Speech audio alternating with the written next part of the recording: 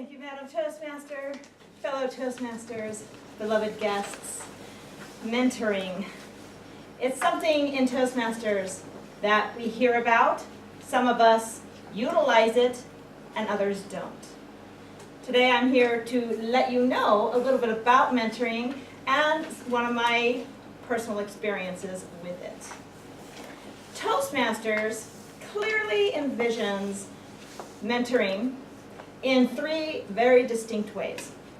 They want us to mentor and to be mentored. That's a goal of theirs. They also want us to approach both mentoring and being mentored with an accordant and amicable attitude. And the third thing is, they want us to understand the difference between coaching, which is more of a goal-oriented, specific, time-specific goal that you want to achieve, versus mentoring, which is more of a long-term guidance, if you will, and usually based on personal experience. And that's all we're going to talk about for Toastmasters and their wants and needs for us with Toastmastering. And here I will move on to my story of being mentored. I've been mentored quite a bit in my life. I've had wonderful mentors. Here in Toastmasters, I can just look around the room and I can see mentors that have changed not only how I speak or how I lead, but who I am as a person. Unfortunately, my story does not include any of you. My story includes a teacher who I loved. She was a teacher in my drama classes, and I just thought she was the greatest lady. I would go to class early, and I would sit in the front row, and I would listen. I did all my assignments.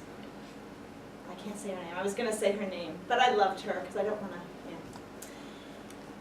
What I didn't realize, though, at this young age was how a mentor-mentee relationship works, how a protege behaves and how a mentor behaves. And what I also didn't realize was that when one breaches their contract, it can change the relationship, and sometimes it can damage it forever. That I didn't know. What I mean by breaches their contract is that what's expected of us. So it's not that we actually sign a contract. You will show up. You will listen to me. You will teach me. I don't mean it that way. There's an understanding in a mentor-mentee relationship that you're here to help me through, and I'm here to be helped through. Well, I'm not sure where things went wrong with this mentor.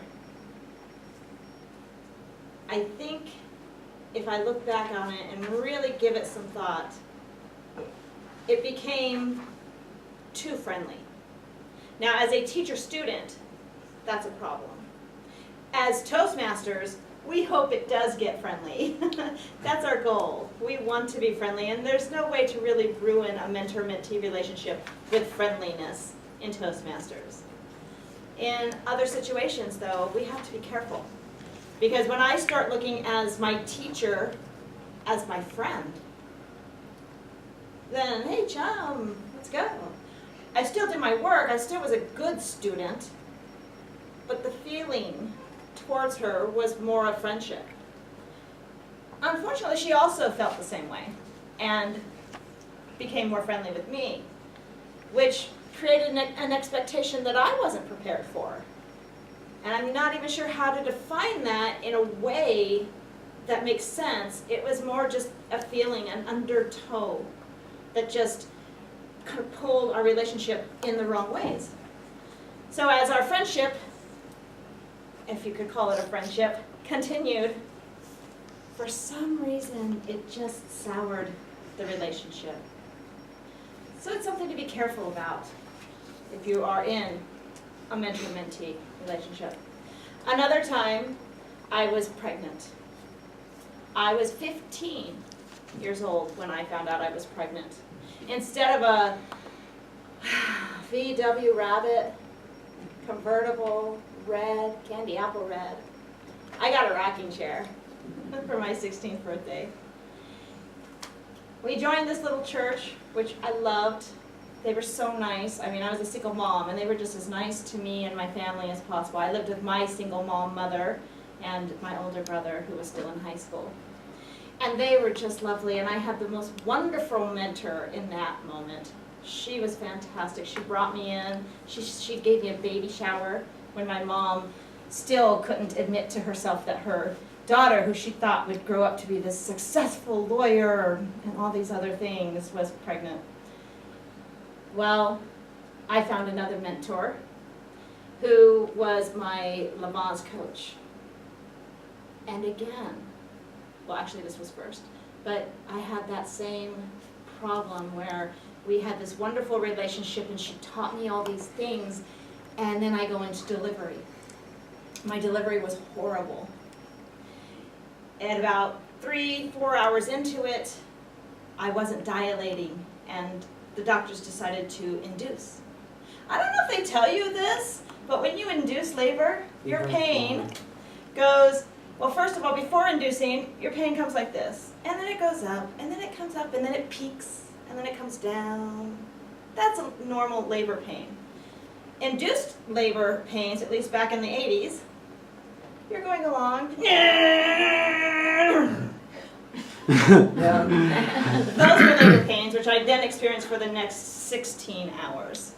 Still, I would not dilate and had to have a cesarean. And when they wheeled me in, my mentor, my Lamaze coach, wanted to go in instead of my mother. Well, who do you think I picked? I had to pick my mother, and it ruined the relationship forever. I never even saw her again after that. So again, while this will not affect your Toastmasters journey, in life you will come across mentors, some that you will keep and love forever, some you will learn from. We're all valuable though.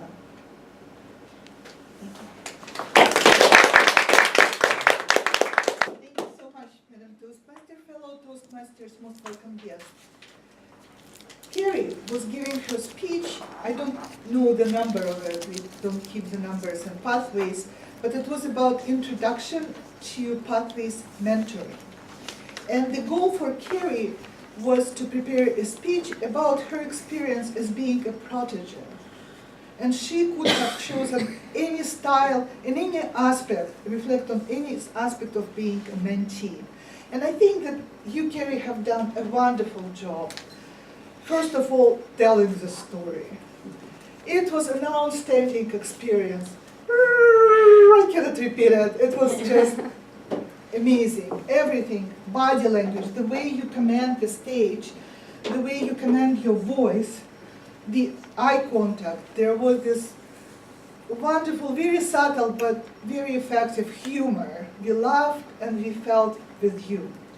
You're an experienced speaker, so I'm going to be a little bit harsh on you in terms of my suggestion for improvement.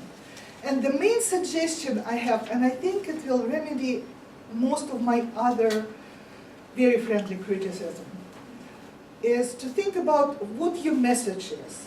In 3-5 words, is it about mentorship, relationship, mentor-mentee relationships, not necessarily last the whole life? Is it about the danger for us as mentors to get too attached, or maybe about expectations we have which are unrealistic? Something you need to decide what a very short, very concise message should be, and then write your conclusion. If you have your conclusion, you can build your speech up to it. This is the first thing. And second thing, you can remove everything that doesn't support this conclusion. You ask me if you sway, if I notice you sway. You almost never paste in place, except during some pieces of your speech which not necessarily were in accordance to your main idea.